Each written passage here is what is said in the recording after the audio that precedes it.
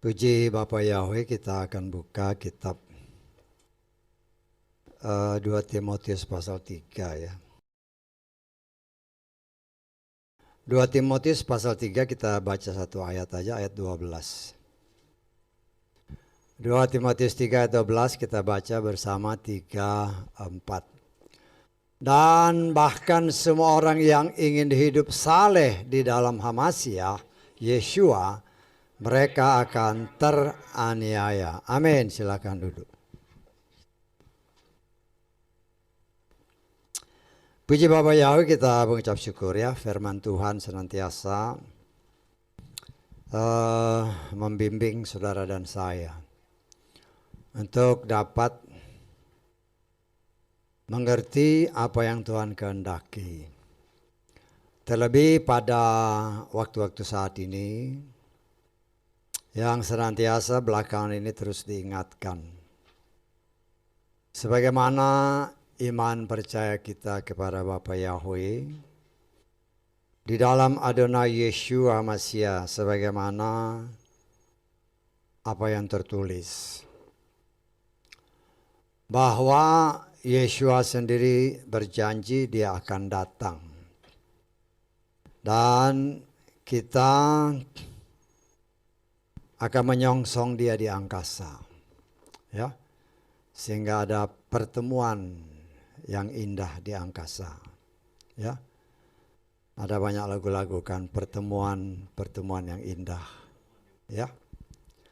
Nah, itulah yang kita imani, walaupun secara tersamar sebenarnya itu pun sudah disingkapkan Tuhan, ya, di dalam Torah. Tetapi banyak orang yang juga kalau tidak diperhatikan dengan sungguh-sungguh mereka tidak mengerti ya, walaupun sama-sama orang percaya. Yang saya maksudkan ya, kita pernah belajar ini, ketika pengantin atau calon pengantin wanita telah dipilih dan telah dibawa dari tempat tinggalnya ke tempat pengantin laki-laki, ya. Seperti yang tertulis kejadian dalam ketika Ribka, ya, atas hikmat yang Tuhan berikan kepada Abraham, maka dia memerintahkan bujangnya yang kita kenal bernama siapa? Eliezer, ya, supaya mengambil calon istri Ishak dari tanah kelahirannya, tanah kelahiran si Bapak Abraham, ya. Dan orang yang dipercaya dia pergi, kemudian dia minta tanda kepada Bapa Yahweh supaya pilihannya itu tepat. Pilihannya itu tepat. Dan karena ada permintaan dari orang yang percaya, maka apa yang diminta oleh Eliezer itu pun terjadi, ya. Sehingga semua kriteria yang dipaparkan oleh si siapa? Eliezer ini terjadi, ya. Tuhan mengabulkan permintaan Eliezer supaya calon istri daripada Yitzhak itu terpilih yang memang sesuai kehendak Tuhan. Nah, kita melihat ini, kemudian Ribka dipinang, dibawa Eliezer menuju ke tempat Abraham. Nah, seperti yang tadi saya katakan, ini tersamar, ya. Ribka itu tidak bertemu di rumahnya Abraham, tapi mereka bertemu di tengah jalan. Saya tangkap, ya. Pernah diajarkan ini, ya. Ribka datang dari tanah kelahirannya, si Yitzhak keluar dari rumahnya, mereka bertemu di tengah jalan. Ini sebenarnya gambaran, Ribka itu gambaran daripada pengantin Yeshua. Eliezer itu gambaran daripada orang yang atau malaikat yang dipilih, yang diperintahkan Tuhan, atau para pelayan-pelayan Tuhan yang dikirim untuk mencari pengantin-pengantin yang dipersiapkan untuk Yeshua. Ya. Nah, kita melihat ya, mereka kan berdoa supaya jiwa-jiwa dimenangkan. Seperti Eliezer berdoa supaya pengantin Hamasyah itu dikirim, dipertemukan. Ya. Nah, kita melihat dari cerita, kalau nanti saudara baca di dalam Kejadian dalam kitab Kejadian ya, baik Kejadian ketika Abraham memerintahkan si Eliezer ini, nanti saudara baca dalam kitab Kejadian pasal 24 dan seterusnya, di sana tertulis ya, Eliezer ini melambangkan 5 jawatan ya, pelayan-pelayan Tuhan, nabi, gembala ya, 5 jawatan yang sudah pernah kita seringkali diingatkan untuk mencari jiwa-jiwa. Ketika Eliezer datang meminang Ribka, dia tidak dengan tangan yang hampa, tapi dia membawa pemberian-pemberian. Boleh dikatakan harta kekayaan Abraham dia bawa. Kemudian kalau si pengantin wanita setuju ya diberikan. Ini gambaran 5 jawatan yang datang, yang diutus Tuhan. Pemberian apa? Yaitu mujizat-mujizat. Saya tangkap ya. Mujizat, didoakan sembuh, dilakukan mujizat-mujizat, berbagai macam tanda ajaib.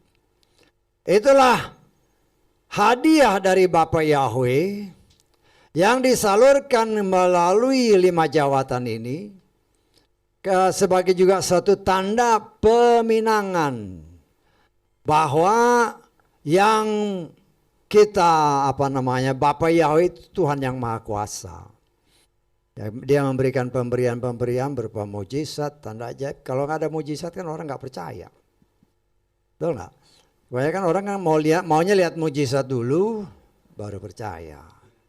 Ya, tapi kita melihat di sini Ribka itu tidak melihat mujizatnya dulu. Ya, dia tidak melihat mujizatnya dulu, dia langsung mau. Ya, dia memang pertama kali kalau saudara baca ya di dalam kitab Kejadian 24 itu ya, kita melihatkan betapa ketika Tuhan sudah menunjukkan orangnya ini ya, dan memang dia mau menolong si Eliezer, memang dia kasih beberapa hadiah. Tetapi ketika dia di Penang, langsung semua yang dibawa diberikan. Nah, itu gambaran daripada kasih karunia Bapa Yahweh yang disalurkan melalui jawatan-jawatan, melalui Eliezer akhir zaman, yang memberikan mujizat-mujizat, tanda-tanda ajaib, hadiah-hadiah dari sorga, supaya si pengantin wanita ini semakin terhibur. Nah, ketika dia bawa ini kan semuanya mendapat berkat. Bukan saja si Ribkanya dapat berkat, tetapi juga orang tuanya, kakak adiknya, semua keluarga besarnya dapat hadiah. Nah, kita jangan hanya melihat dari satu sisi itu aja. Ya, dari satu sisi itu gambaran bagaimana Ribka menjadi berkat pertama bagi keluarga besarnya, lingkungan dekatnya. Nah, itu gambaran saudara dan saya adalah Ribka akhir zaman, yang sebenarnya sudah dibekali oleh Bapa Yahweh dengan berbagai macam harta kekayaan Bapa Yahweh, untuk kita boleh menjadi alat Tuhan menyampaikan ya kebenaran firman. Ya, kita diberikan kuasa untuk melakukan mujizat-mujizat. Mungkin saya nggak punya kuasa, ngomongnya nggak punya kuasa. Ya, Tuhan mengutus saudara dan saya untuk kita menjadi berkat. Dengan kita ngomong aja itu sudah ada kuasa. Ya, dan Tuhan yang bekerja. Nah, saudaraku yang dikasihi oleh Bapa Yahweh di dalam Adonai Yeshua Mashiach. Kalau kita melihat ayat tadi, memang ayatnya singkat ya. Setiap orang yang mau hidup saleh, ya. Coba kita lihat dari terjemahan King James ya. King James ya ayat ini. Yeah, and all that will live godly. Godly ini kalau saya terjemahkan bebasnya, mau hidup seperti Tuhan. Saya tangkap. Saleh itu artinya mau hidup seperti Tuhan. Live godly. Ya. Mau hidup seperti Yeshua Mashiach. Kalau kita mau hidup seperti Yeshua Mashiach, ada resikonya. Ada resikonya apa? Kamu akan mengalami shall suffer persecution, akan mengalami aniaya. Kalau dalam terjemahan Indonesianya persekusi. Persekusi akan mengalami aniaya. Ya. Kalau kita mau hidup seperti Yeshua, kita akan mengalami aniaya. Kenapa? Karena firman Tuhan dengan jelas menyatakan bahwa dunia ini, dunia yang saudara dan saya hidupi sekarang, itu adalah dunia yang dikuasai oleh si jahat. Ya, di dalam kitab 1 Yohanes pasal 5 ayat 19. 1 Yohanes 5 ayat 19. Kita tahu bahwa kita berasal dari Elohim. Nah, ini satu keyakinan ya. Kita tahu bahwa kita berasal dari Elohim. Dan seluruh dunia ditaruh di dalam yang jahat. Ya, karena terjemahan ILT ini memang agak miring-miring dikit ya. Dalam terjemahan Lugas nih. Kita tahu bahwa kita berasal dari Elohim. Tetapi seluruh dunia berada di bawah kuasa si jahat. Ya. Ketika manusia diciptakan oleh Bapa Yahweh, Adam dan Hawa, ada tertulis, ya, kuasailah bumi, kuasai ikan, kuasai binatang, semua ada dalam kuasa manusia pertama. Tetapi karena manusia tertipu oleh si jahat, maka semua kuasa yang pernah diberikan Bapa Yahweh otomatis diambil alih oleh si jahat. Karena itu dikatakan seluruh dunia sejak itu dikuasai oleh si jahat. Si jahat ini sangat tahu persis bahwa Bapa Yahweh akan mengambil alih kembali apa yang pernah dikuasainya, dikuasai si jahat ketika manusia berhasil ditipunya. Karena itu, ya, dia berusaha apabila ada berita-berita sorgawi, dia berusaha senantiasa mengkatnya ya. Dia berusaha untuk menghalangi.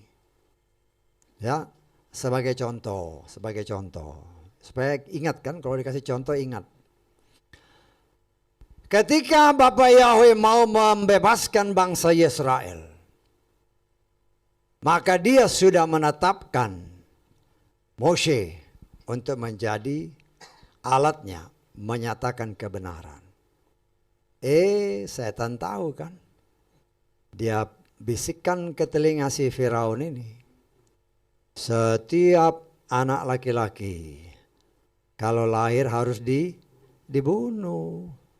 Itu bukan asal begitu aja, itu setan sudah mengerti ada rencana Tuhan bahwa Moshe ini akan dipakai untuk menyelamatkan bangsa Israel secara khusus. Nah, kemudian yang kedua, ketika Yeshua lahir, sama kan ceritanya itu.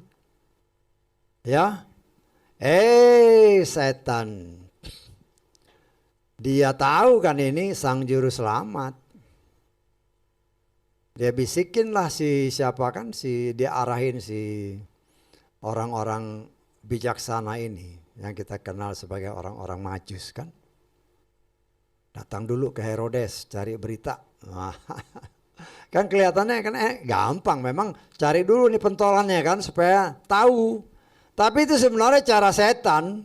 Kenapa saya bilang cara setan?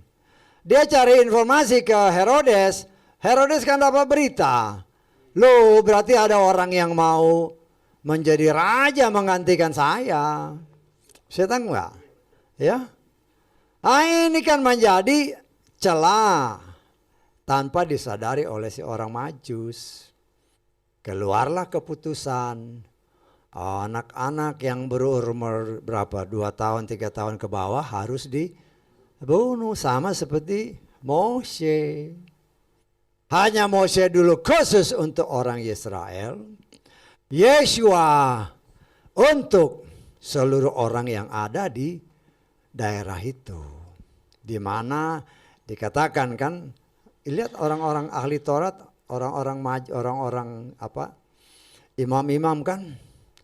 Hei Bethlehem, dia tahu firman. Ya, dia tahu firman. Daripadamu akan lahir, nah, itu kan dia tahu. Hafal di luar kepala. Dia tahu akan muncul raja, akan muncul sang juru selamat. Itu kan ahli kitab, ya. Itu ahli kitab, orang yang memang tahu firman. Ya, kita lihat aja deh ya. Karena kita udah ke sana, kita lihat aja ayat-ayatnya. Kita lihat di dalam Matius pasal 2. Ayat ke-3 mulai sampai ayat 5. Sampai 6 ya. Ya, Matius 2. Matius 2 ayat ketiga ya sampai ke-6 kita lihat. Setelah mendengarnya, Raja Herodes dibuatnya gelisah, juga seisi Yerusalem bersamanya. Dan setelah mengumpulkan semua imam kepala dan para ahli kitab bangsa itu, ia meminta keterangan dari mereka di mana Hamasyah dilahirkan. Dan mereka berkata kepadanya, di Bethlehem Yudea. Karena demikianlah yang ditulis melalui seorang nabi. Dan engkau Bethlehem tanah Yehuda, engkau sekali-kali bukanlah yang terkecil di antara pemimpin Yehuda. Karena daripadamu akan tampil dia untuk memimpin. Dialah yang akan menggembalakan umatku Yisrael. Nah, tahu semua. Yang tahu siapa? Ahli kitab Torah, hafal semua. Ya, hampir seperti sekarang tahu bahwa Yeshua itu orang Ibrani. Tapi kalau dikasih tahu nama Ibraninya marah. Betul nggak? Dikasih tahu nama Ibraninya marah. Dikasih tahu nama Tuhan yang benar, yang berasal dari Yehuda sana, orang Yahudi sana, malah marah. Maunya pakai nama Tuhannya orang lain. Nah, kita melihat di sini, setan bekerja dengan caranya. Dia pakai pentolannya. Dia nggak pakai orang yang kecil-kecil ya. Para imam, para ahli kitab dipanggil. Tanya. Mereka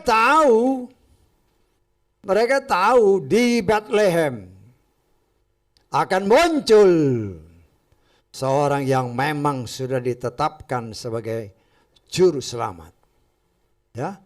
Tetapi ya mereka kayak calo aja kan. Hanya ngomong-ngomong, Umpamanya bus dari dulu kan waktu masih sering naik bus itu kan.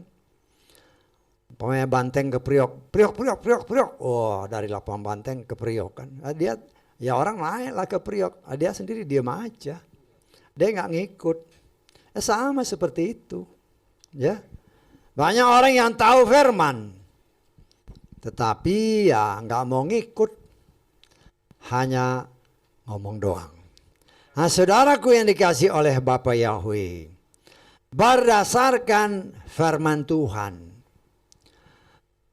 memang hanya orang yang mau hidup seperti Adonai Yeshua Mashiach, dialah yang akan masuk ke dalam kerajaannya. Ya. Tetapi kita melihat di sini, setan tentunya tidak akan tinggal diam. Kalau miliknya diambil, nggak tinggal diam dia. Nah, dia berusaha dengan caranya untuk semaksimal mungkin menghalangi jiwa-jiwa yang pernah dia miliki untuk dirampas kembali ketika Tuhan menyatakan kebenarannya. Melalui siapa? Melalui Eliezer akhir zaman. Ya, akan waktu si Eliezer sudah pinangannya diterima kan, kalau nanti saudara baca dalam kitab Kejadian itu ya. Sudah diterima. Ya udah kan. Langsung saya mau berangkat. Siapa yang nahan? Keluarganya yang nahan. Oh, nanti dululah. Jangan buru-buru. Biar dia tinggal dulu di sini 10 hari atau berapa hari. Akan banyak seperti itu dengan berbagai macam cara bujuk rayu. Pada zaman ini sekarang pun itu terjadi. Mau ngapain kamu nyembah Yahweh? Mau ngapain kamu nyembah Yeshua? Kan sama aja. Tuhan kita ini juga sama, cuman namanya beda tapi sama pribadinya. Ya, coba menahan-nahan supaya pengantin Yeshua jangan dibawa. Si Ribka jangan dibawa. Tetapi Eliezer berkeras sekarang. Tanya dulu kan sama pengantinnya. Ya, mau nggak? Mau. Lah itulah sikap seorang pengantin Yeshua. Jangan mau ditahan oleh dunia. Jangan mau ditahan oleh keluarga. Orang yang dekat-dekat dengan kita. Untuk kita mengikuti apa yang Tuhan katakan. Untuk kita bisa bertemu dengan pengantin kita. Ya. Nah sekarang ini kan waktunya sudah hampir mirip dengan apa yang terjadi dalam kitab Kejadian itu. Sudah sangat dekat. Sudah sangat dekat. Kan dia sudah berbicara berdasarkan apa yang dinyatakan Tuhan. Bahkan sejak manusia jatuh dalam dosa, sudah diberitahukan oleh Bapa Yahweh. Ya. Keturunanmu akan menginjak ya kepala si siapa? Si ular. Ya. Nah, kita melihat saudaraku yang dikasih oleh Bapa Yahweh, semua apa yang tertulis di Torah itu sedang terjadi dalam kehidupan kita saat ini. Hanya seringkali ya, apa yang ditulis sejak kitab Kejadian itu banyak yang tersamar dalam arti kata, kalau saya mau katakan seperti kiasan. Ngerti kiasan ya? Kiasan artinya bukan yang benar, bukan yang seperti umpamanya gini. Kan Yeshua berbicara, akulah pokok anggur yang benar. Apa Yeshua itu anggur? Bukan. Pribadinya dia kan. Aku datang untuk menyelamatkan domba-domba Israel yang hilang. Apa yang dia maksudkan domba-domba? Bukan. Yang dia maksudkan adalah jiwa-jiwa. Banyak hal-hal yang kelihatannya juga merupakan kiasan-kiasan. Ya, kalau ada tertulis yang sudah kita juga belajar. Keturunanmu akan seperti bintang di langit. Apa yang dia maksudkan bintang? Bukan. Ketika orang Majus melihat ada bintang yang berbeda, apa yang dia maksud bintang itu yang dia cari? Tidak. Saya kadang-kadang menafsirkan, bukan kadang lah, seringkali menafsirkan. Kadang-kadang kalau ya apalagi kalau di tempat yang terbuka ya. Seringkali kalau di laut itu kan, kalau di platform-platform gitu kan. Platform itu biasanya ada chopper landing helipad itu. Helipad itu kan tempatnya di atas. Kadang-kadang kita duduk lihat langit kan. Itu kalau langit lagi cerah, seringkali terlihat ada bintang yang jatuh gitu. Sud. Tadi bintang apa maksudnya? Manusia. Betul nggak? Apakah ini menandakan yang jatuh itu orang yang mati gitu loh? Bisa tahu nggak maksud saya? Orang yang memang jatuh. Mati. Kalau saudara lihat setiap hari pasti ada bintang yang jatuh. Apakah itu melambangkan jiwa-jiwa yang memang sudah waktunya dia pulang? Ya. Nah, di sini kita melihat apa yang tertulis itu jangan hanya melihat, ini kok begini ya. Nah, kita harus punya pikiran yang berjalan sebagaimana kehendak Tuhan. Karena sehari-hari ini kan semuanya sedang dibuka perlahan tapi pasti ya. Nah, itulah yang sedang Tuhan kerjakan di dalam kehidupan kita. Banyak arti hal-hal yang merupakan kiasan-kiasan. Nah, kita melihat di sini memang Yeshua katakan, firman tadi katakan, kalau kita mau hidup seperti Yeshua, berdasarkan terjemahan bebas yang saya ambil dari King James tadi, atau rata-rata dalam kitab bahasa Inggris, baik King James, NIV,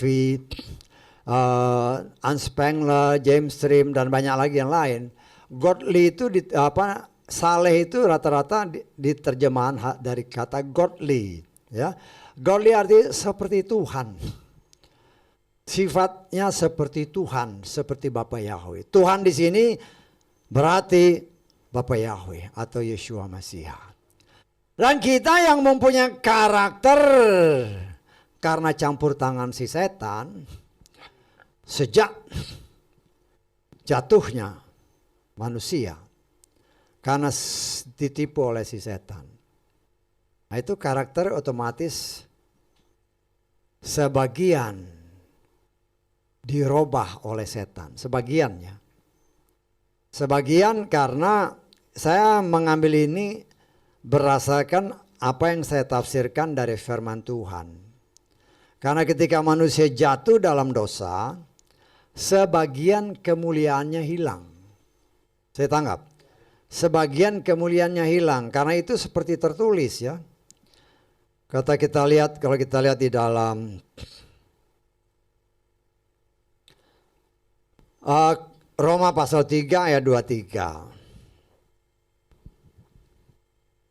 Sebab semua orang telah berdosa dan kekurangan kemuliaan Elohim. Nah, ini kita harus lihat benar. Kita harus tahu setiap manusia tanpa kecuali selama dia hidup berarti di situ ada roh Elohim. Saya tangkap. Kalau dia nggak ada roh Elohim berarti dia robot. Walaupun dengan teknologi sekarang kan orang sedang berusaha, orang yang mati dia bisa bangkitkan kembali. Itu kalau toh dia bangkit dengan program teknologi sekarang, itu dalam pandangan Tuhan tetap robot. Karena orang yang sudah mati, itu rohnya sudah diambil oleh Tuhan berdasarkan kita pengkhotbah. Saya tangkap ya. Di sini kita melihat ya, roh yang diingini Bapa Yahweh pada setiap manusia ada tertulis diingininya dengan cemburu. Kenapa? Karena roh ini dicemari oleh roh setan ketika Hawa jatuh dalam dosa, sehingga kemuliaannya sebagian hilang. Kekurangan kemuliaan. Saya tangkap ya. Kekurangan kemuliaan. Ya. Karakter ilahinya sebagian hilang. Ketika setan berbicara kepada Hawa khususnya, saya tidak mengatakan kepada Adam ya, karena setan itu pakai Hawa. Nah kita kan harus mikir, loh kenapa Hawa? Kenapa Hawa coba? Kenapa dia nggak ngomong sama Adam? Karena ketika Bapak Yahweh ngomong, itu dia nggak ngomong sama Hawa, dia ngomong sama Adam. Bisa ditangkap ya? Karena itu setan dia licik, kalau saya ngomong sama Adam saya kalah. Memang tidak diceritakan di sini apakah Adam ngomong sama si Hawa. Tapi ya kita bisa nafsirkan lah, pastilah Hawa dikasih tahu sama Adam, jangan makan buah ini. Itu perintah Bapak Yahweh. Tapi setan kan licik. Dia tahu kalau saya ngomong sama Adam, saya mental. Dia geser sedikit. Ini Hawa ini. Hawa. Kasih tahu kan. Hawa itu saya katakan dalam tanda kutip. Masih kudus. Kenapa saya katakan tanda kutip? Saya sudah pernah jelaskan. Masih kudus. Loh, yang kudus aja bisa ketipu. Betul nggak? Yang kudus bisa ketipu. Loh, apalagi manusia yang dikandung dalam dosa, dilahirkan dalam dosa, hidup dalam dosa. Ya ini makanannya. Karena dunia dikuasai oleh si jahat, setan berusaha untuk memegang apa yang pernah dia rasa itu miliknya. Ya termasuk dulunya kita. Dulunya ya, sekarang udah gak ada lagi hak si setan. Tapi kan setan masih berusaha kan. Mengganggu, mengutak-utik. Ya. Tadi kan dikatakan di firman Tuhan. Kalau kamu mau hidup saleh, kalau kamu mau hidup seperti Yeshua Masiah. Firman Tuhan berkata. Setiap hari Yeshua ada di sinagog. Betul gak? Ngajar, memberitakan firman. Nah, banyak orang-orang di luar sana kan yang menamakan diri anak-anak Tuhan. Oh, hari Minggu itu hari dewa. Hari Senin hari dewa. Semua dewa. Ya. Loh, Yeshua setiap hari ada di sinagog. Itu mulut-mulut seperti itu, mulut setan itu. Karena setiap hari itu milik Tuhan. Setiap hari kita ibadah. Tanpa memandang. Hari apa? Mau mandang hari kayak seperti sekarang. Bu itu menyembah dewa matahari. Enak aja. Emangnya ya kita ini penyembah dewa matahari. Tapi banyak orang yang berpikiran seperti itu. Ya. Memang ada hari-hari seperti Sabat ya. Kita mengucap syukur kita sudah melakukan Sabat. Ya. Kenapa Tuhan membawa kita ke sana? Supaya jangan orang itu ngomong, meleter. Meleter ngomongnya, tapi gak ibadah Sabat. Nah sekarang kita mau ucap syukur, mereka gak bisa lagi ngomong. Tetapi kita harus ingatkan, setiap hari itu harinya Tuhan. Dan jangan sampai keluar dari mulut kita. Oh, itu hari ini, hari dewa ini, dewa ini, dewa ini.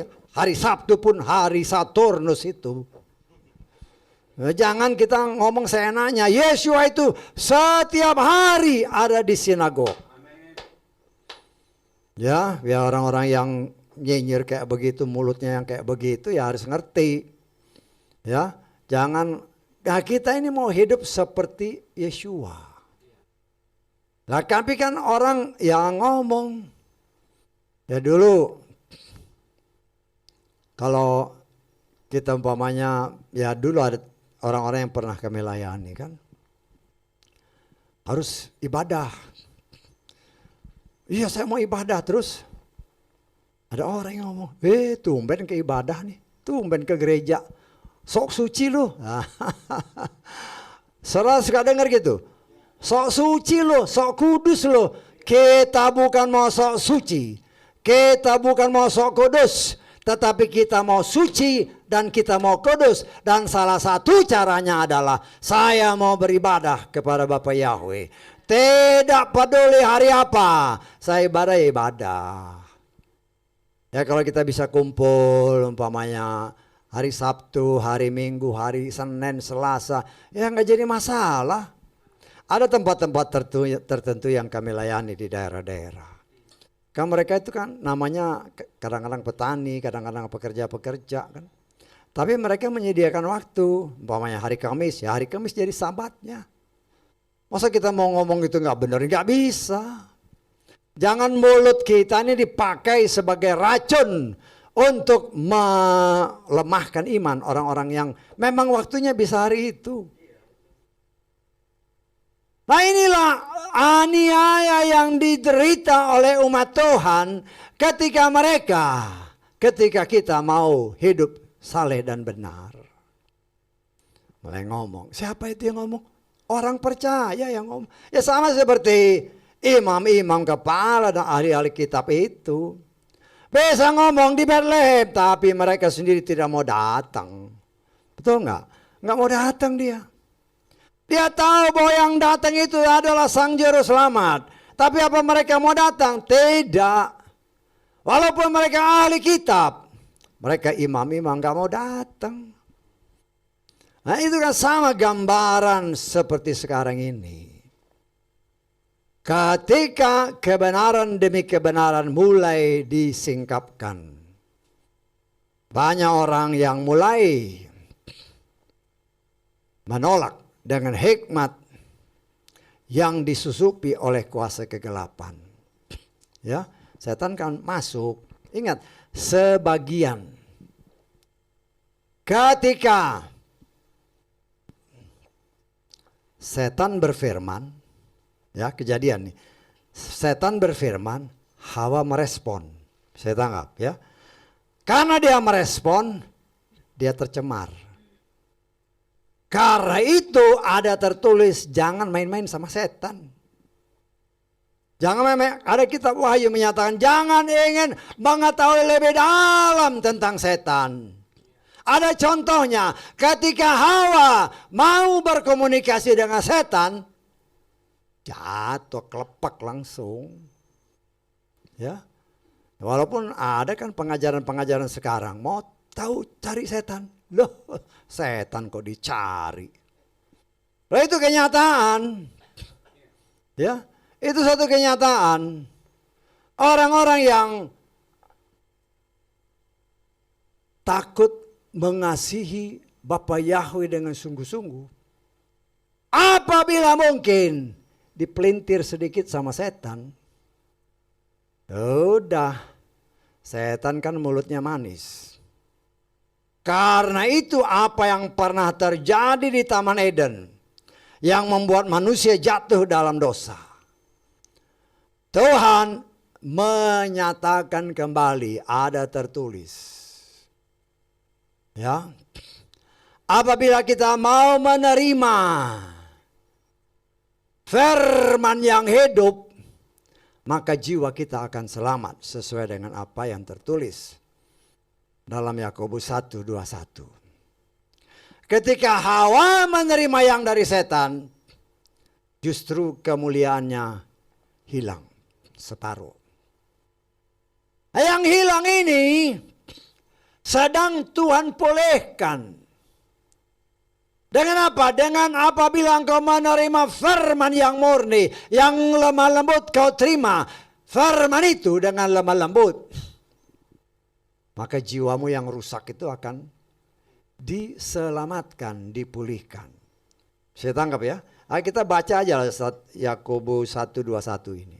Sebab itu dengan menyingkirkan segala kotoran dan banyaknya kejahatan, terimalah dengan kelemah lembutan firman yang ditanam, yang dapat menyelamatkan jiwamu. Ya, tadi kan jiwa kemuliaan yang kekurangan kemuliaan, artinya jiwanya sebagian dirampas oleh si jahat. Karena Hawa menerima apa yang dikatakan oleh yang sebagian yang rusak ini, kalau kita menerima firman dengan lemah lembut. Tetapi kita ingat di atasnya dikatakan dengan menyingkirkan. Coba kita lihat ya dengan ayat sebelah atasnya. Menyingkirkan segala kotoran dan banyak kejahatan. Ini artinya ketika kita bertobat dengan sungguh-sungguh. Saya harus ya satu kesaksian yang mungkin beberapa kali saya singkapkan ya. Saya dari dulu memang rajin baca kitab suci. Saya pun sejak SMP saya pernah kursus Alkitab ya waktu itu ya. Ada ijazahnya, kadang-kadang saya buka ijazah dulu masih ada sepotong gitu ijazah. Ya. Saya rajin baca kitab suci, tapi saya nggak ngerti. Saya tangkap saya. Nggak ngerti saya. Cuman baca aja rajin, baca hampir tiap hari baca. Tapi nggak ngerti, blank aja. Kayak baca komik aja. Ya. Bahkan mungkin ini. Dulu juga saya hobi baca Kopingho. Kopingho tahu? Dulu itu Kopingho itu cerita silat yang luar biasa. Kalau baca itu, aduh sampai pagi bisa tahan. Tetapi kalau baca kitab suci, ya rajin memang. Tapi udah 5 menit, 10 menit mulai ngantuk. Tapi kalau baca Kopingho, sampai pagi nggak ngantuk-ngantuk. Kenapa? Karena di situ bukanlah pengaruh yang berasal dari Bapa Yahweh. Tetapi pengaruh dari luar yang mencoba menyelewengkan kita tanpa kita sadari. Ya enak buat daging, ceritanya bagus, senang. Memang ceritanya menarik ya. Kalau saudara baca Kopingho itu, ya saya nggak anjurkan sekarang. Sekarang ganti baca kitab suci. Kalau kan saya suka baca gitu ya. Sama dulu ada buku, kalau saudara kenal Winnetou itu pimpinan Apache itu ya, Indian. Saya suka baca gitu-gituan. Ya cerita kepahlawanannya. Tapi kita melihat, tapi itu memang menyita waktu yang luar biasa. Dibandingkan kalau kita baca firman, baca 5 menit udah mulai ngantuk. Baca yang begitu yang dari dunia seharian, nggak makan pun masih bisa. Itulah tanpa kita sadari cara setan untuk mengalihkan kita dari memeditasikan firman. Kemudian kita lebih menyukai memeditasi yang lain. Setelah dengan pertumbuhan iman dengan cara Tuhan. Kesaksian sedikit nih. Kayaknya sih pernah saya saksikan. Ya dulu kan kami ibadah ya gereja-gereja yang tradisional itulah. Senang ibadah, setiap minggu pasti ibadah. Ya. Ibadah walaupun hujan dulu, kalau sekarang saya nggak tahu ya. Memang kami ibadah dulu kan di gereja di dekat Taman Surapati itu kan. Kami tinggal dulu di jalan Gereja Tresia. Gereja Tresia tahun itu nggak tahu sekarang. Itu pasti kalau hujan pasti banjir. Tresia, Sarina itu pasti banjir itu. Tetapi walaupun banjir, masih ada becak. Becak masih bisa kita panggil sampai ke depan rumah. Rajin gereja. Tetapi ya dengar firman, ibadah ya hanya dengar gitu aja. Setelah waktunya tiba dengan cara Tuhan. Setelah menikah, berumah tangga kan, ya masih kontrak-kontrak lah. Kontrak kan. Ya cuman dengan cara Tuhan kan. Kita mendapatkan pekerjaan di satu perusahaan yang yang Tuhan berikan. Nah kemudian dapat tawaran rumah kan. Memang ada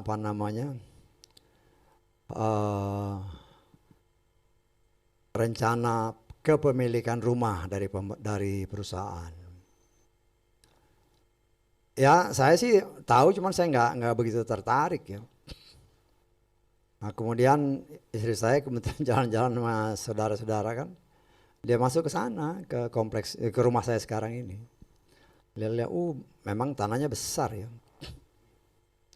Setelah itu ya dia ngomong sama saya, ada rumah di sana ya, dari perusahaan kita ini. Ya oke lah, ya udah saya harus apply, harus bikin surat kan. Saya tulis surat sepotong ya, nama, terus kepangkatan, tanggal masuk, udah saya masukin. Saya masukin ke bagian yayasan. Setelah masuk, tiba-tiba di laut dipanggil, kamu dapat rumah yang ini. Dalam 1 minggu. Ya, karena ada teman yang mengundurkan diri, saya berdasarkan nilai, saya dapat rumah itu. Dari situlah cara Tuhan. Nah di sana ternyata ada persekutuan doa. Persekutuan doa yang tadinya kan karena kita kan kerja gereja tradisional juga di sana. Di sana ada gereja, kira-kira 200 meter dari rumah itu ada gereja. Ya kita kerja di situ, maka kita dapat undangan persekutuan doa. Ya males. Tetapi suatu ketika ya ada masih hubungan keluarga lah. Bukan keluarga, masih satu kampung lah istilahnya. Dia undang kan, ya namanya ada, karena ada ikatan secara batin lah ya, karena satu kampung ya kita datang. Setelah datang, di situ kita merasakan jamahan Tuhan. Kok beda ya antara yang kami dapat di gereja yang dulu sama sekarang. Nah disitulah mulai timbul ketertarikan. Lama berjalan. Sekitar tahun 86 istri saya dulu dibaptis. Ngomonglah dia kan, baptis. Oh udah dibaptis kok. Saya udah dibaptis. Tapi dengan berjalannya waktu, dengan cara Tuhan jamah, 87 kita bertobat. Nah dari situlah berjalan terus pelayanan dan pengembalaan. Ya kita ikutin aja kan. Setelah waktunya genap, kita pisah dengan cara Tuhan. Ketika pisah, ya kita kan juga mikir-mikir kemana lagi gereja. Ya kan mikir kemana nih gereja ini. Nah, cuman kan teman-teman, ayo kita kumpul lah, bikinlah gereja, bikinlah persekutuan. Nggak sampai sebulan, ya oleh kemurahan Tuhan, ya Tuhan percayakan untuk ya memimpin biasa aja, belum ada niatan jadi gembala, belum ada itu. Ya, salah akhirnya ya dengan kesepakatan internal aja. Ya seolah-olah mereka percayakan saya untuk memimpin kelompok ini. Ya, salah satu jemaat. Nah itu bapaknya ketua GSI. Kita anggap ya. Nah kita melamar lah, Pak, kita mau jadi anggota. Langsung diterima, ya diterima. Gak tahu sebulan atau 2 bulan dia datang. Tabiskan, jadi pendeta. Saya gak pernah punya pikiran, gak pernah punya cita-cita jadi pendeta. Tetapi itulah jalan hidup yang Tuhan berikan. Dari kepercayaan Tuhan berikan ya kita harus, saya percaya ya itu dorongan dari Roh Kudus. Saya dipercaya begini, apa yang saya mau ngapain. Nah, mulailah timbul untuk niatan mengajar. Kalau saya mengajar berarti saya harus belajar, betul enggak? Nah disitulah saya mulai menggali. Akhirnya banyak hal-hal yang bisa diajarkan. Walaupun itu masih campur aduk dalam arti kata, karena saya kan kerja di laut waktu itu. Jadi bagilah waktu, umpamanya saya enggak di sini ya teman-teman yang lain yang beritakan firman. Dan itu terjadi terus menerus. Semakin hari kita semakin lebih dalam mengenal Tuhan. Sehingga dengan cara Tuhan, kalau kita mau belajar, kalau kita mau menyelidiki firman, maka banyak hal yang Tuhan mau singkapkan. Nah, di sini kita melihat, kalau kita kembali, karena tadi saya katakan baca, rajin baca, tapi nggak ngerti. Tetapi setelah saya bertobat, katakan di dalam ayat 21 tadi kan, saya Yakobus 1. Ketika kita mau menyingkirkan semua yang jahat itu, kita bertobat dengan sungguh-sungguh, kita menguburkan diri kita melalui baptisan di dalam Yeshua Mashiach, kita diangkat sebagai anak. Oleh itu waktu itu masih nama Yesus lah. Nah, mulai terbuka. Kenapa? Karena saya sudah jadi anak. Kalau saudara bapak ibu yang punya anak gitu kan, kalau kita ada rumah, ada kan kalau namanya rumah tangga kan, ada barang-barang ya anak mau ngambil ya biasa aja kan, gak dicurigai, bahkan ambil aja di situ kan gitu kadang-kadang. Begitulah Tuhan, karena kita sudah sebagai anaknya, maka firman-Nya dibuka. Kenapa? Karena Dia mau kita mengenal Dia semakin lebih dalam. Tetapi semakin kita mau lebih dalam mengenal Dia, semakin kita mau hidup sebagaimana kehendaknya. Karena kita mengimani waktu kedatangannya sudah semakin dekat, setan pun bekerja. Mulai mencari celah. Ya, dengan berbagai macam cara. Saya sebagai seorang pelayan Tuhan, apalagi yang menggembalakan jiwa-jiwa, ya,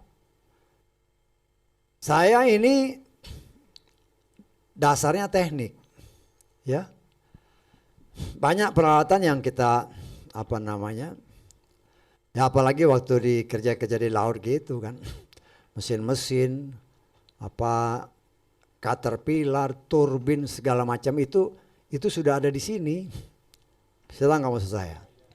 Saya bisa ngerjain dia sesuai kehendak saya. Saya mau ngatur gini bisa. Ya. Itu mesin. Ketika kita dipercaya untuk menggembalakan domba, nggak bisa seperti itu. Walaupun kita mau membawa dia sesuai dengan apa yang sudah di-set. Siapa yang set? Tuhan yang nge-set. Maksud saya ngerti nggak? Ini ada manual booknya, ini kitab sucinya, ini manual book. Untuk kita bisa masuk surga, manualnya ini, caranya begini. Karena kalau kita membeli, katakanlah barang-barang baru, itu kan ada cara kerjanya. Manual booknya ini harus begini, ini harus begini. Inilah yang diajarkan. Tuhan memberikan kepada saya kepercayaan. Supaya apa yang dipercayakan ini semua bisa masuk surga. Bukan 1, 2, semua masuk surga. Tetapi untuk bisa semua masuk surga, kita kan harus ajarkan. Ini manualnya nih. Manualnya ini. Patokan manualnya itu memang Torah. Saya tanggap. Kalau ini pengalaman kerja nih. Ada buku manual. Ya. Tapi manual itu kan tidak 100% detail. Bisa tangkap. Kalau dia ada masalah, kadang-kadang nggak ditulis. Kalau ada masalah yang kita hadapi, ini kita punya catatan sendiri. Saya tangkap. Ini kita catat. Kalau ada sesuatu yang terjadi hal yang sama, ada catatan. Ikutin. Sudah pernah pengalaman. Barang boleh sama. Semua boleh sama, ya. Tetapi karakternya mungkin beda sedikit. Saya tahu maksud saya. Umpamanya mobil sama-sama mobil Honda, sama-sama model semua sama. Tapi problemnya belum tentu sama. Umumnya sama, tetapi ada kadang-kadang hal-hal yang kecil yang nggak sama. Kadang-kadang problem-problem yang sulit. Katakanlah kita harus troubleshooting yang sulit-sulit. Akhirnya apa? Ternyata ya pengalaman. Ini kok mesin nggak mau hidup segala macam. Waduh, dibongkar segala macam dengan pengetahuan sesuai manual. Nggak ketemu juga. Ya akhirnya ya mulai jalan lah hikmat sendiri kan. Nggak ngikutin lagi manual ini. Saya tangkap saya. Ternyata apa? Cuman baut yang kendor, kabel kendor, goyang, nggak jalan. Hal seperti itu. Kadang-kadang memang firman Tuhan ini banyak yang merupakan kiasan. Saya tangkap saya. Nah ini kiasan-kiasan ini, kalau kita tidak minta hikmat dari Tuhan, itu berbahaya. Kita bisa salah mengartikannya. Nah seperti yang saya katakan tadi, domba-dombaku mengenal suaraku. Apa yang dimaksud itu domba, bukan yang dimaksudkan jiwa-jiwa. Nah, banyak hal yang ditulis dalam kitab suci itu juga merupakan kiasan. Sehingga kiasan-kiasan ini ya kita harus mengerti baik-baik. Nah, Tuhan kan jelas ngomong bicara tadi. Kalau kita mau hidup seperti Dia, kalau saya terjemahkan bebas ya. Kalau kita mau hidup seperti Yeshua, dunia nggak suka. Kenapa nggak suka? Karena dunia ini dikuasai si jahat. Saya tanggap, ya. Tapi ingat, Tuhan tahu itu. Karena itu dia apa? Dia berikan kamu, dia berikan kita kuasa. Saya tanggap. Aku berikan kau kuasa. Jangan kemana-mana dulu. Aku berikan kau kuasa. Ya kita lihat di dalam Kisah Rasul ya. Kisah Rasul pasal ke 1 ayat ke-8.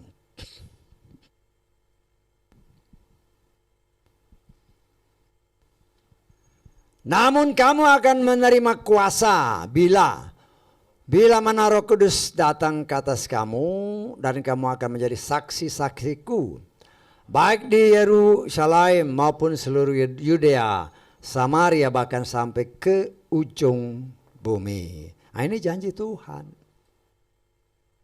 Dia hanya akan memberikan kita kuasa apabila kita sudah jadi anak-anaknya.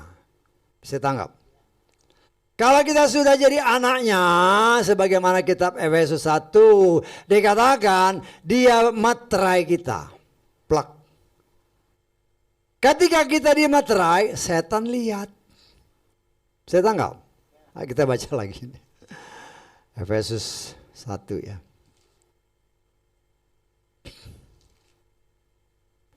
Ayat 13.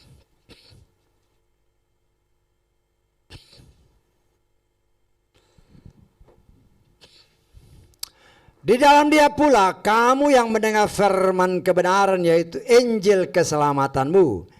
Di dalam Dia pula karena percaya kamu telah dibeteraikan dengan Roh Kudus dari suatu janji. Ketika kita bertobat menerima Dia sebagai Tuhan dan Juru Selamat, maka sebagai tanda dari Bapa Yahweh, engkau ini anakku. Saya tanggap. Karena sebagai anak dicaplah ceklek. Banyak peternakan, umpamanya dikatakan ya di luar lah. Kalau di sini kelihatannya hampir nggak ada, ya, atau jarang ada, atau kita kurang tahu. Di luar negeri kan biasanya peternakan itu suka bersebelahan kan, walaupun areanya luas-luas. Supaya jangan ketuker, dicaplah dia. Cuk, capnya pakai apa? Pakai besi panas. Pakai besi panas, jeruk lah. Kalau pakai besi panas, menjerit lah. Kalau dia bisa nangis, dia nangis itu binatang. Saudara dan saya pun dimateraikan. Karena itu ada tertulis dalam kitab Kisah Rasul, ketika mereka para murid berdoa, turunlah bunga-bunga api, yaitu Roh Kudus. Supaya apa? Supaya apa yang berasal dari sejahat dibakar habis oleh api daripada Bapa Yahweh. Nah, kita pun sebagai anak-anak Tuhan, walaupun kita mungkin tidak lagi lihat api-api itu, tetapi secara mata rohani si setan lihat, oh ini sudah jadi milik Bapa Yahweh. Saya tangkap. Sudah menjadi milik Bapa Yahweh. Sudah jadi, setan lihat loh. Setan lihat kita dicap. Milik Bapa Yahweh. Nah, yang menjadi milik Bapa Yahweh inilah yang jadi incaran si jahat. Dia berusaha apabila mungkin. Apabila mungkin. Cap yang panas itu tadi, dia setip lah. Ya, tapi kan nggak bisa lagi. Tetap ada tandanya. Nah, demikian juga kita, Roh Kudus sudah dimeteraikan kepada setiap pribadi kita. Saudara dan saya diberi kuasa untuk memperlihatkan sebagaimana tadi tertulis, menjadi saksi-saksi. Perlihatkan kepada dunia bahwa kita itu berbeda. Berbeda dalam arti apa? Kita mau melakukan apa yang tertulis. Untuk kita bisa masuk surga, ini manualnya. Torah, ada Torah. Nah, seperti yang saya katakan tadi, ada manual, tapi juga ada catatan pribadi. Nah, begitu juga para nabi, para rasul. Ada Torah, tetapi dia juga nulis. Para nabi ini kan, dia nulis. Banyak nabi-nabi dia nulis. Tetapi apa yang mereka tulis tidak boleh keluar dari manual aslinya. Saya tangkap. Kalau kita bekerja, kalau saudara punya pengalaman kerja juga, apalagi dengan barang-barang itu kan, ini manualnya nggak boleh hilang. Ini intinya di sini. Nah, ketika kita kerja, ya bukannya leweng, tapi ini panutannya, ya ini mungkin kan kalau dalam manual ini semua, katakanlah kabel itu harus tight dengan keras, harus terikat dengan keras. Nah, dalam prakteknya kan, oh ini ternyata bautnya kendor. Baut kendor, listrik digoyang gini, nggak nyala mesinnya. Tapi itu seringkali nggak ada di manualnya. Begitu juga dengan kita, manualnya itu Torah. Catatan-catatan bisa kita dapatkan dari para nabi. Tetapi juga Tuhan memberikan kepada saudara dan saya kuasa untuk lebih lagi mengenal lebih detail. Karena banyak yang tertulis dalam kitab-kitab suci kita ini. Banyak hal-hal yang seperti tadi itu hanya kiasan.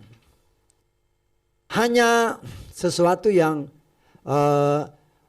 boleh dikatakan bukan sesungguhnya itu maksud Tuhan. Saya tangkap ya. Nah, ini hanya kita bisa dapat tahu kalau kita bergaul dengan Tuhan. Apa sih maksudnya Tuhan? Apa maksudnya? Ya. Nah, di sini kita harus belajar ya. Saya coba karena ada hal yang kelihatannya Tuhan mau buka sedikit ya. Kita lihat Yesaya 40.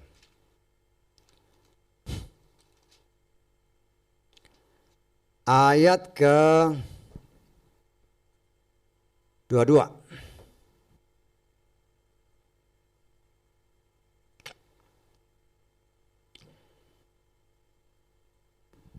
Dia yang duduk di atas bulatan bumi, bahkan yang tinggal di dalamnya adalah seperti belalang. Dia yang membentangkan langit seperti sebuah tabir dan menghamparkannya seperti kemah untuk tinggal di dalamnya. Kita baca bahasa Inggrisnya.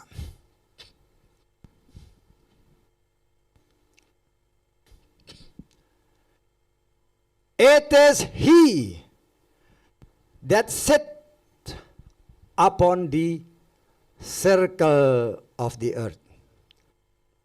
Ini sama terjemahan kita agak sedikit beda ya. Circle itu lingkaran. Saya tanggap. Lingkaran. Kalau kita itu bulatan. Karena itu ada tafsiran. bumi datar. Betul nggak?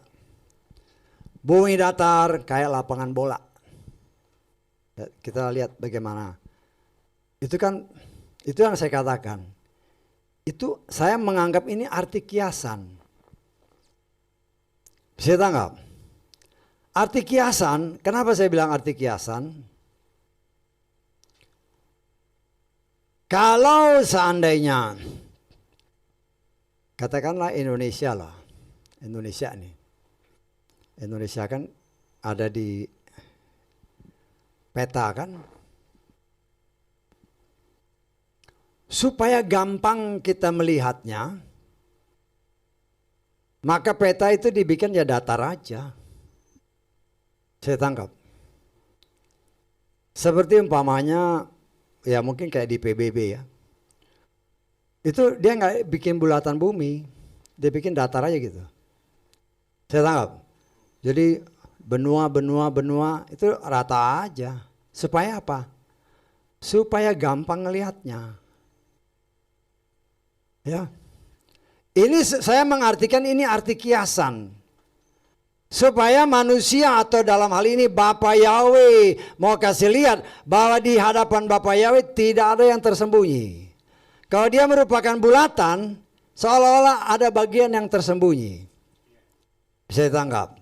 Nah, karena ada tanggapan tentang bumi datar, saya membantahnya ya secara pribadi. Karena kalau dunia datar, ini dunia nih datar. Dunia sama matahari besaran mana?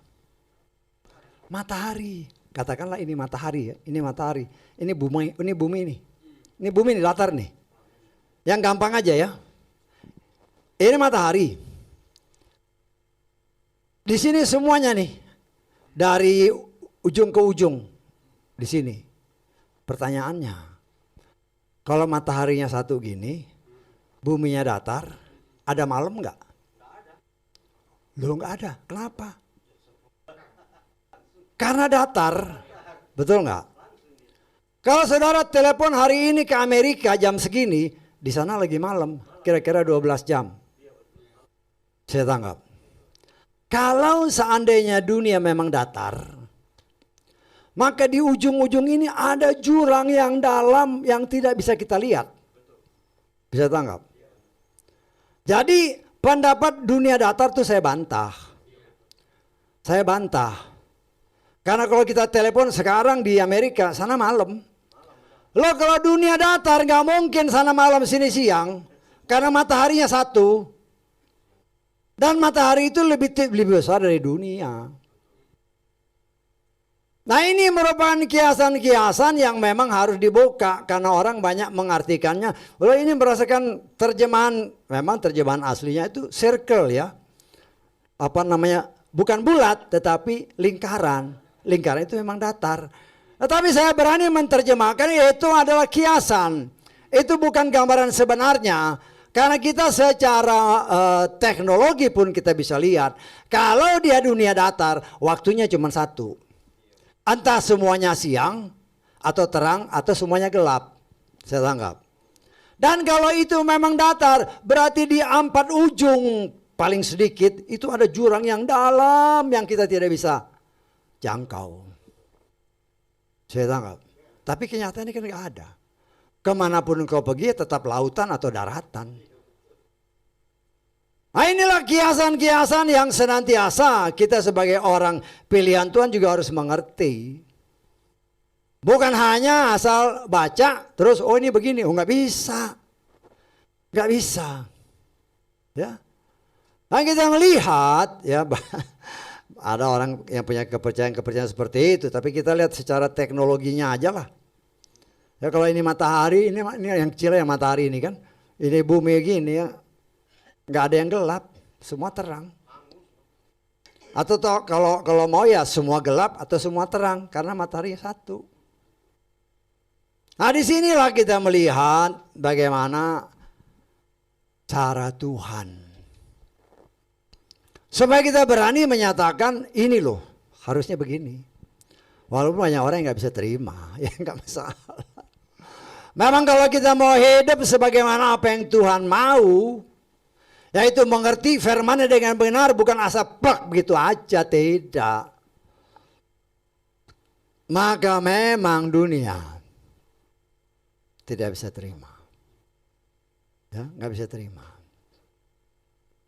Nah, saya pernah ya diskusi lah sama Indonesia ini kan dulu punya apa? 2 satelit, betul nggak? Palapa A, Palapa B dulu kan. Kalau dunia ini datar, dia cukup 1 satelit. Ngerti maksud saya? Karena bisa jangkau semua. Tapi karena dia bulat begini, mungkin ini Irian di sini, ini di sini nih, apa? Aceh.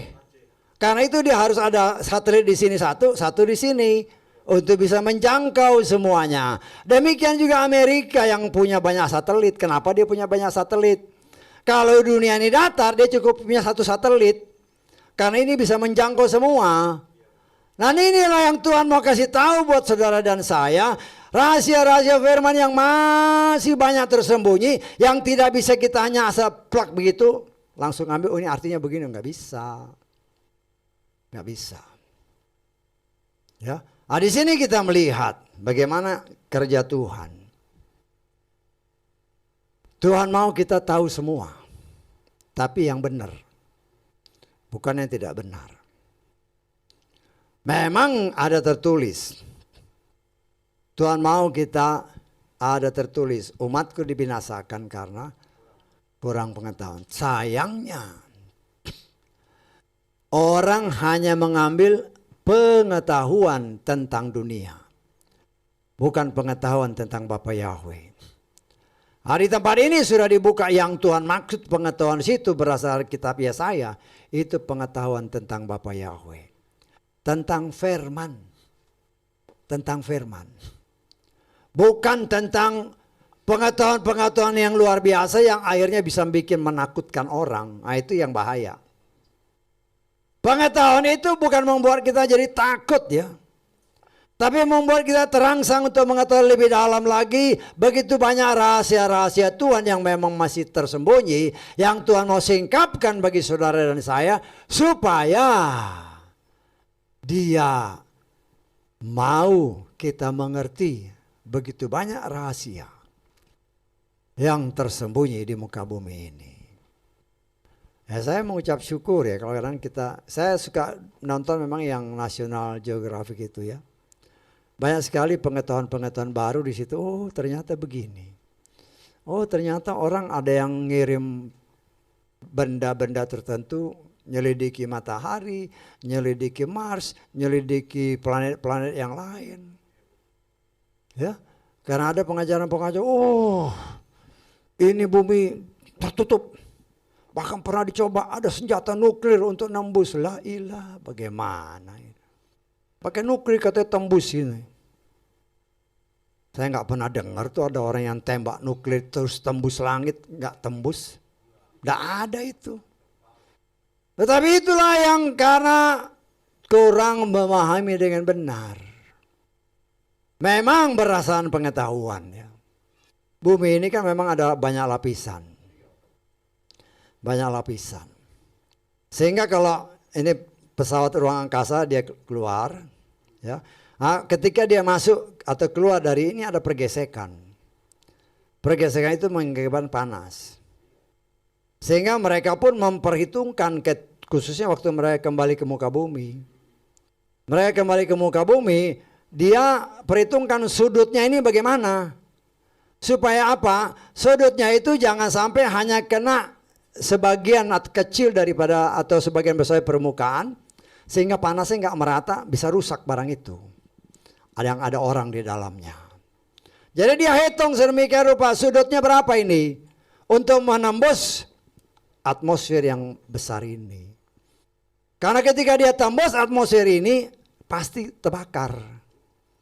Nah, kalau terbakar, bagaimana orang yang di dalam supaya selamat?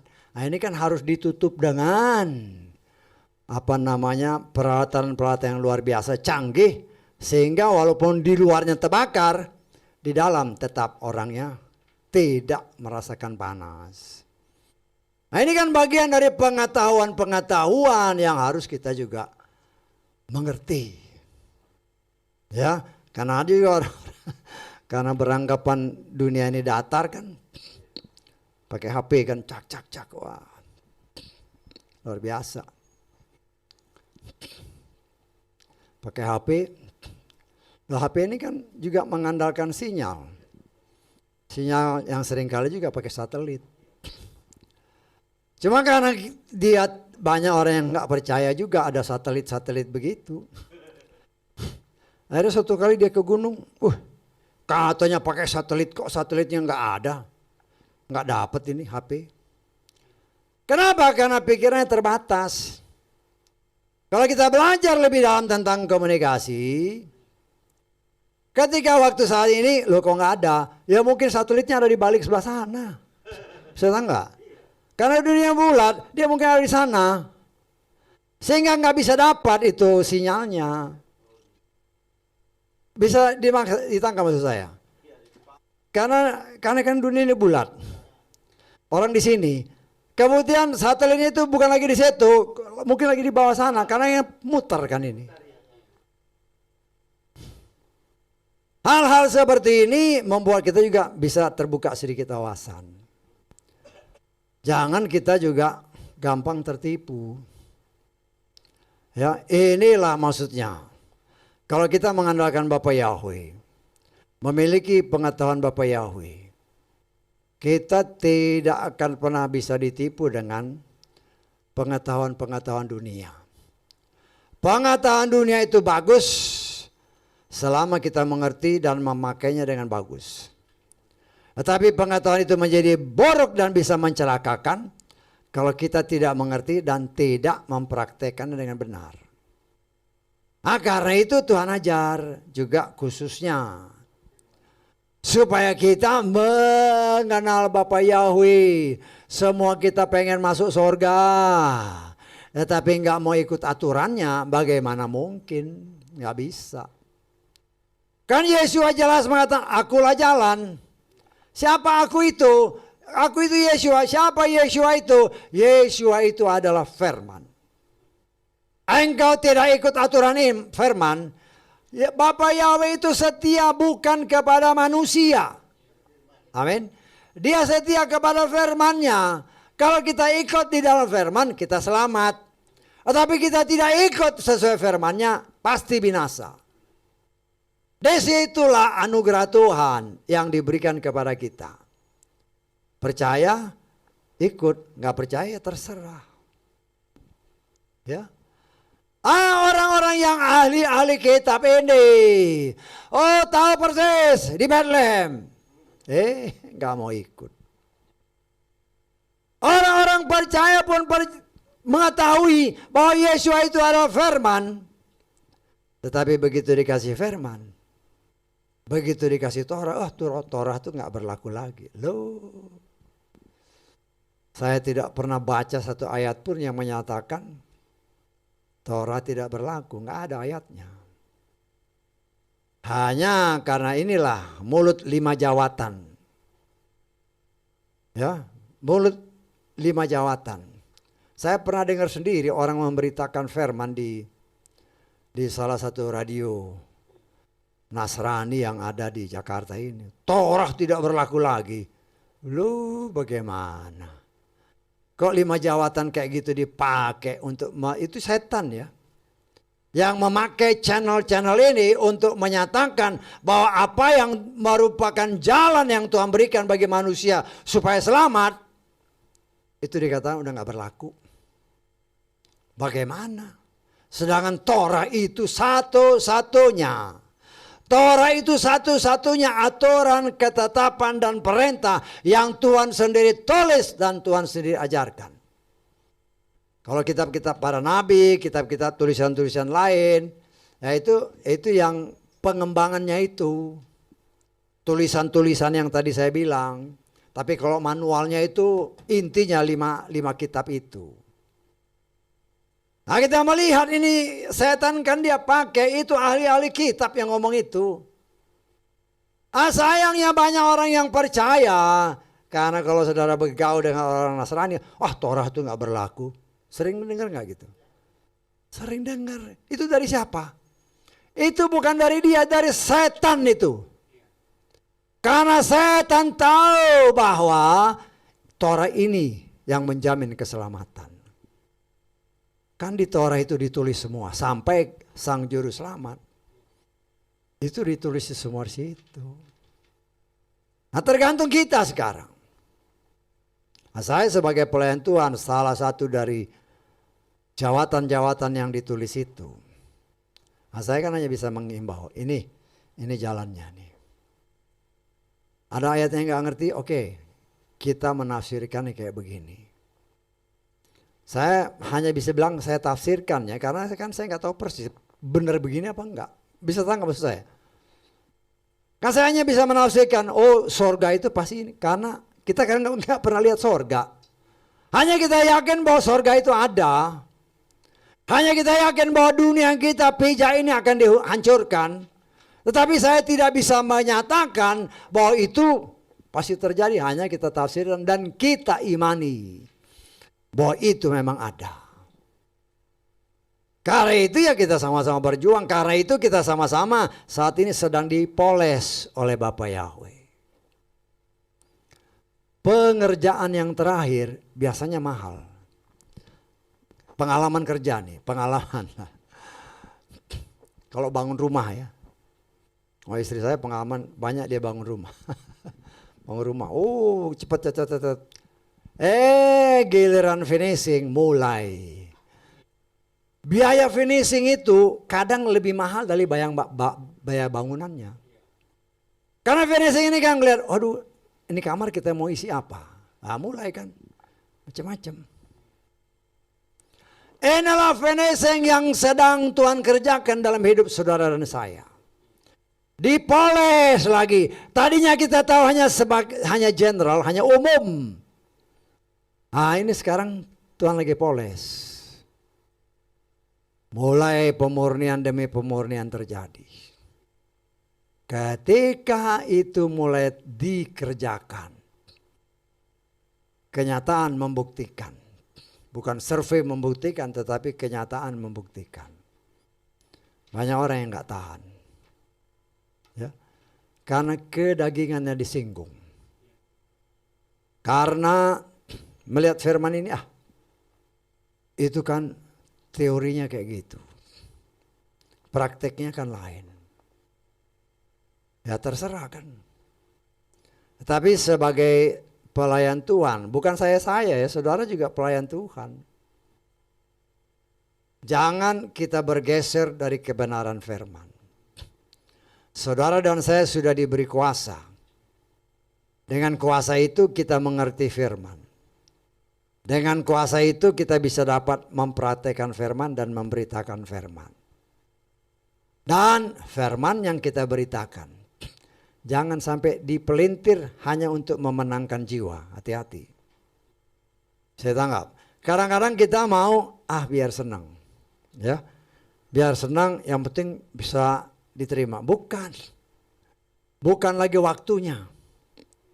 Waktunya sekarang adalah, ini juru selamat, mau terima apa enggak? Belum bisa saya mikir-mikir, ya sudah. Saya tanggap. Jangan paksa. Jangan paksa. Karena inilah waktunya kita menyatakan kebenaran itu. Inilah waktu dipoles. Dipoles. Tadinya nama lama, setelah kita mengerti ini ternyata bukan nama dari sorga. Kita bisa buktikan kan ini bukan nama dari sorga. Jadi kita harus tinggalkan. Tapi orang ngotot ya silakan. Jangan dipaksa. Kenapa gak dipaksa? Tuhan aja gak maksa. Kalau Tuhan mau paksa, gampang. Tetapi itulah cara kerja Tuhan bagi saudara dan saya. Ketika kita mau benar-benar hidup dalam kebenaran, kita akan menderita aniaya. Ingat ya, aniaya yang paling besar itu untuk diri kita sendiri. Contoh, firman gini, sekarang nanya diri sendiri, saya bisa nggak melakukan? Saya tanggap. Saya bisa nggak lakukan? Kalau nggak bisa, jangan ngajarin orang. Kita belajar, kita merendahkan diri. Tuhan, ini firman-Mu. Saya tahu yakin ini firman-Mu. Dan saya percaya kalau hanya mengikuti firman ini saya selamat. Tapi saat ini mungkin saya belum bisa lakukan. Tolong saya, mampukan saya untuk bisa melakukan. Nah, Tuhan kan tahu. Tuhan mengerti siapa kita. Kalau kita merendahkan diri, maka dia akan campur tangan. Dia akan bekerja untuk kita dapat melakukannya. Dan di dalam proses yang Tuhan kerjakan dalam hidup saudara dan saya, karena banyak hal-hal yang dari luar ketika kita mau berjalan sesuai kehendak Tuhan. Penolakan demi penolakan terjadi. Dan yang paling berat adalah penolakan dari diri sendiri. Nah, disitulah dikatakan oleh firman Tuhan, kuasailah dirimu. Ya, salah satu buah roh itu adalah penguasaan diri. Ya, kita lihat di dalam kitab Galatia. Galatia pasal ke-5 ayat ke-20. Kita baca mulai ayat 22 lah, 20-23.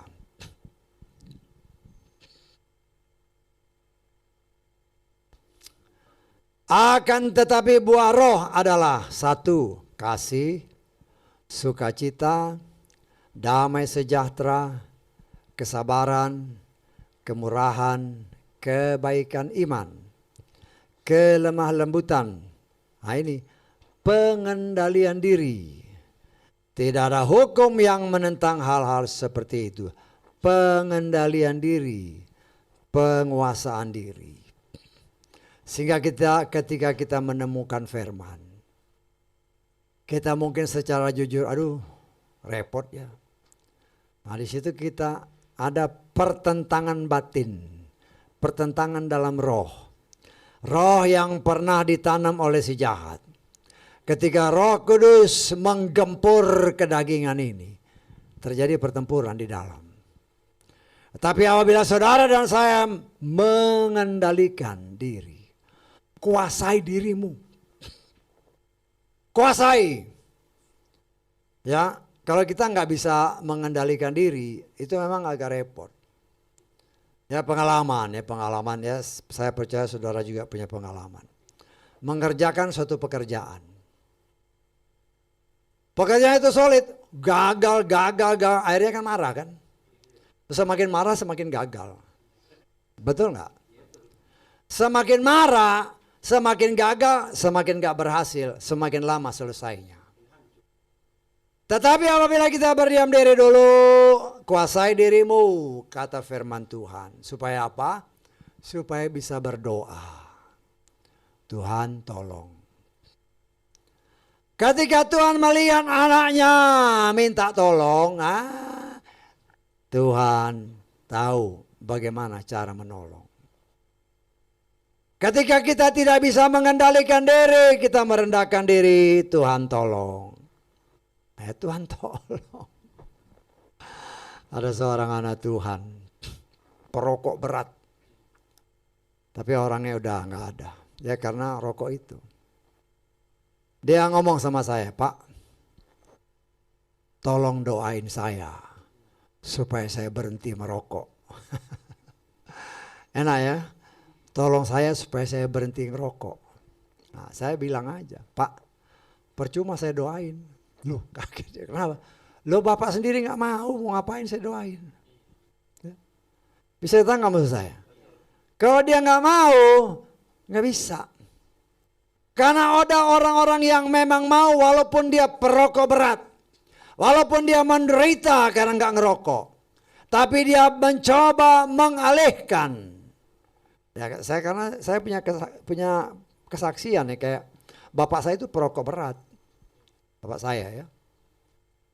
Satu malam itu nggak tahu bungkus ya, bukannya biji, bungkus 3-4 bungkus habis. Oh, dia menderita sekali ketika harus berhenti rokok. Tapi dengan cara ya mengalihkan dari rokok ya makan permen karet. Memang makan permen terus jadinya. Itulah bagian dari penderitaan kita apabila kita mau menguasai diri. Oh, dengan cara apa? Jangan bukan makan permen, makan firman. Ketika makan firman, firman itu yang perang. Karena firman itu roh. Roh itu berperang dengan roh kedagingan kita dan kita percaya. Apabila kita tetap merendahkan diri maka dia pasti menang. Bahkan membuat kita lebih daripada seorang pemenang. Sehingga dengan demikian saudaraku yang dikasih oleh Bapa Yahweh. Kalau kita belajar mengikuti dia dengan setia. Maka perubahan demi perubahan dalam kehidupan pasti terjadi. Sehingga ketika kita jalan dalam gelap ya. Kan setan kan mungkin ada angin semilir-semilir kan gelap-gelap kan. Begini ketakutan. Loh, ketakutan. Katakan dalam dirimu, setan, aku anak Bapa Yahweh. Dia pasti pergi. Kalau kau takut, ya tambah lari. Bisa tangkap ya? Nah, inilah penguasaan diri, pengandalian diri. Walaupun dunia mengejek karena kita mau hidup seperti Bapa Yahweh. Dalam Adonai Yeshua Mashiach. Ingat, ketika Yeshua datang kepada orang-orang di Gerasa itu, yang gila itu. Dia takut. Mau ngapain kamu Yeshua sini? Loh, setan tahu bahwa Yeshua itu adalah Bapa Yahweh sendiri, dia takut. Saudara dan saya juga sudah diberikan kuasa oleh Bapa Yahweh. Ketika kita berjalan dimanapun, memang setan berusaha mengintip. Mencari celah apabila mungkin dia terkam. Tetapi karena di dalam kita adalah roh Bapa Yahweh yang lebih besar daripada roh-roh itu. Dia tidak akan bisa pernah menjamah kita. Ya roh-roh itu kan umpamanya saudara dalam tempat pekerjaan. Kan macam-macam godaan. Supaya konsentrasimu dalam pekerjaan juga hilang. Nah disinilah itulah penguasaan diri. Kontrol diri. Ingat. Aku ini anak Bapa Yahweh. Tidak ada sesuatu yang mustahil bagi Bapakku untuk aku dapat ditolongnya mengerjakan apapun yang harus aku kerjakan. Ketika kita mempunyai prinsip seperti itu, maka dia akan buka jalan. Kenapa? Karena kita mau mengaku dia, engkaulah penolongku. Tetapi kalau kita mulai sedikit sombong, gampang. Itu setiap hari aku kerjain. Loh, itu tanpa sadar ya, itu sombong. Karena saya pernah mengalami itu. Itu gampang saya kerjain. Karena memang udah rutin. Saya kali kerjain, loh ini kok gagal. Loh, karena ada kesombongan yang tanpa sadar sudah keluar. Kalau mau berkata ya boleh. Gak apa-apa, saya pasti bisa dengan pertolongan Roh Kudus. Bukan hebatku, tapi hebatnya Bapakku yang menolong aku. Dan saya percaya, dengan berjalannya waktu, kalau saudara dan saya benar-benar mau hidup seperti Tuhan, ya, godly, live godly, hidup seperti Tuhan, hanya satu cara, bergaul dengan Tuhan. Kalau kita bergaul dengan Tuhan, maka sebagaimana Moshe bergaul dengan Bapa Yahweh, tanpa dia sadari, dia mengeluarkan kemuliaan Bapa Yahweh.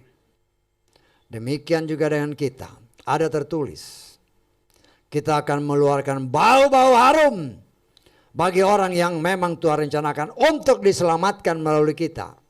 Tetapi sebaliknya ada tertulis, bau-bau kematian bagi orang yang memang ditetapkan untuk dibinasakan.